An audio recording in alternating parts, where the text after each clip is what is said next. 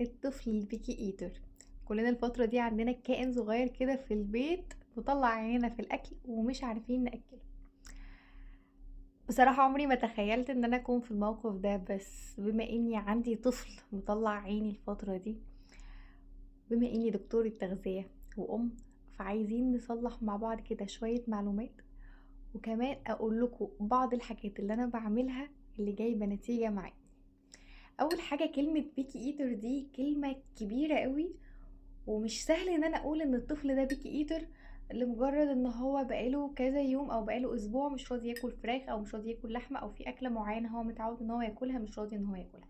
كلمه بيكي ايتر ان الطفل يعني محدد اكله كله في كام وجبه، تمام، وبطريقه معينه، واكلات ليها ملمس معين. صعب ان الطفل يكون بيكي ايتر، يعني ده حوار ومحتاج كشف ومحتاج ان انا بتست الطفل في كذا حاجه، حوارات ليلة كبيرة. طيب ايه اللي بيحصل عندنا؟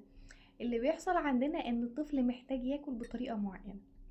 هما في الفترة دي السن بتاع الاستكشاف، فهم عايزين ياكلوا بأكتر طريقة مزعجة بالنسبة لنا، اللي هو ايه؟ ياخد الاكل يمسح بيه الشقة. جايالكم من نفس المنطقة، والموضوع فعلا صعب جدا، واحنا بتبقى اعصابنا فلتة طول اليوم، بس خلاص، بس اوكي، تعاملي مع الموضوع ان انت عندك طفل في البيت مضطرة ان انت تاكليه بالطريقة دي. طيب سايباه ياكل ويبهدل الدنيا وبرضه مش راضي ياكل. هقول لكم على كام تريك او كام حاجه نعملهم. اول حاجه، انتي قدمي الاكل مره واحده للطفل. يعني انا هاكله زبادي، اديته معلقه الزبادي مرضيش ياكلها، خلاص شيلي الاكل وسيبيه، تمام، ويقعد على كده نص ساعه، ساعه، ساعتين، وبعد كده ارجعي قدمي له نفس الاكله تاني. اكلها تمام، يعني اديله المعلقه، اكل تمام، ما اكلش شيلي الاكل وخلاص. حلو. طيب ما اقعدش بقى ايه، لا ده زبادي ده جميل لازم تاكل مش عارف ايه، واللي هو اشخصن الموضوع مع كوبايه الزبادي، فهو خلاص هيعند، وندخل في مرحله عند ايه، هنطلع احنا منها الخسرانين في الاخر. فخلاص هو حطي الاكل قدامه، اكل تمام، ما اكلش خلاص. ممكن تعملي ايه لو انت كمان عايزاه ياكل وجيتي اديتيله الزبادي ومرضيش ياكلها؟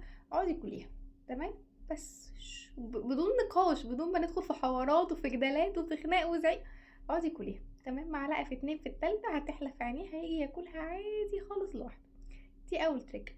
التريك التانية، لما بيفضل جعان، تمام، يعني لما يبقى جاي مثلا من الحضانة او بيلعب بقاله ساعتين تلاتة وفعلا جعان، اعرضي له اول اكلة انت عارفة ان هو هيطلع عينيه على ما ياكلها.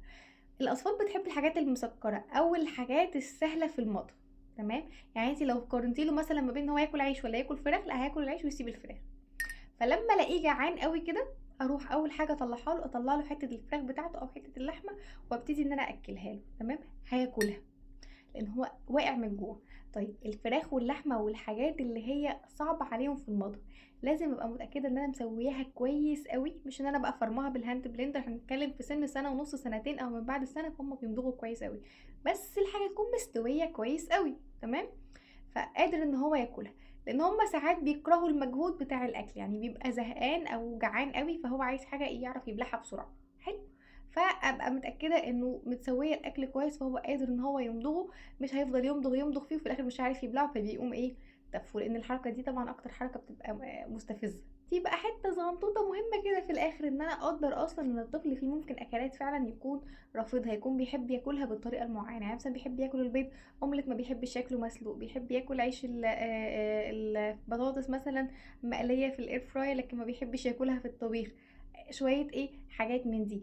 حاجه كمان بقى احنا بنعملها، يعني بتبقى غصب عننا، بس العيال بتتضايق وبتتخض منها، ان احنا قاعدين ماسكين لهم الطبق، يعني مثلا قاعدين ماسكين كوبايه الزبادي فهي تحت بقه عشان ياكل في بقه ما يوقعش وما يغرقش الدنيا. التقريبة مرة واحدة انت تقربي منه من وشه كده وبتأكليه والمعلقة في وشه فجأة، العيال بتتخض. في اطفال بتتضايق، بيحس ان انت يعني ايه، تعديتي يعني السبيس بتاعت الامان بتاعته، حتى لو انت ماما، فاللي هو لا انا مش عايزه اكل، ابعدي. فانت لو بعيدتي بعيد وهو اللي جه اكل وفي سبيس كده ما بينكم، هتلاقيه تمام. لكن لما بنقرب قوي منهم ونقعدهم على رجلين او نقعدهم في الكرسي ونقرب كده منهم جامد، ساعات بيتخضوا، تمام. فنحاول ان احنا ايه، نفرش الاكل على الارض او نديله سبيس كده، بحيث ان هو ما يحسش ان الاكل مفروض عليه. طبعا جزئيه ان انت بتسيبيه طبق الاكل لو انت عامله فود فينجرز، قاعد بقى بيحطاه كده في الاكل، هو بيروح يستكشفه، او ان هو ياخد الطبق ويقعد يستكشف، حاجه مستفزه جدا، بس الاطفال محتاجينها للاسف. طيب احنا كأمهات نعمل ايه علشان اعصابنا ما تفلتش؟ نحاول ان احنا بقدر الامكان نتحط على سيف باور مود.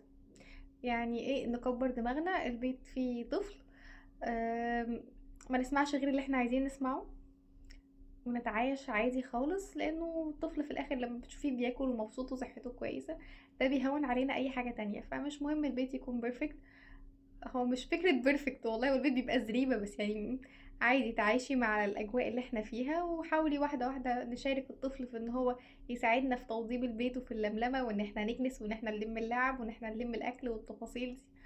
وواحدة واحدة الدنيا هتستقر. الموضوع بيبقى صعب طبعا ومش سهل، وبالذات مع الاسترس والشغل وضغوطات البيت، ولو في اكتر من طفل في البيت بيبقى الموضوع صعب، انا عارفة وحاسة بيكم.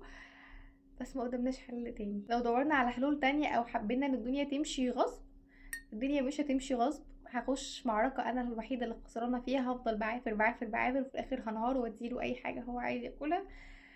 ف احاول اكون انا يعني ايه اللي ماسكة زمام الامور كده وبحركها، بحيث ان ابني يستفيد، وفي نفس الوقت عملت له الحاجة ايه الصالحة ليه.